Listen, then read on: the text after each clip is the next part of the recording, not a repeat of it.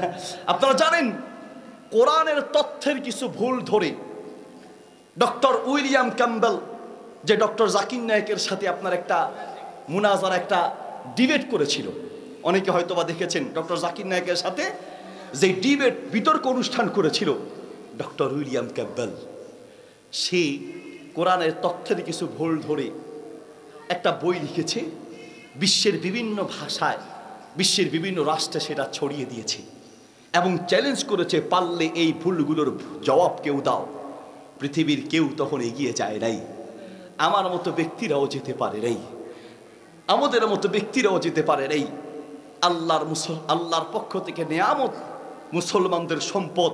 Doctor Zakir Naik তখন বলেছিলেন, doctor William Campbell সাহেব, আপনার প্রত্যেকটা তথ্যের জবাব এবং প্রত্যেকটা ভুলের জবাব দিব, তবে সেটা গোপনে নয়, লক্ষ মানুষের সামনে, মিডিয়ার সামনে হবে, মিডিয়ার সামনে, লক্ষ মানুষের সামনে। সেই দিন আপনারা ডিবেট দেখেছেন অনেকেই, ডক্টর উইলিয়াম ক্যাম্বেলের প্রত্যেকটা প্রশ্নের জবাব দিয়েছেন, কোরআনের যা ভুল ধরার চেষ্টা করেছিল সবগুলোর জবাব দিয়েছেন। উল্টো বাইবেলের এমন কিছু ভুল তুলে ধরেছেন যার জবাব আজ পর্যন্ত কোনো ইহুদি আর খ্রিস্টান দিতে পারে নাই।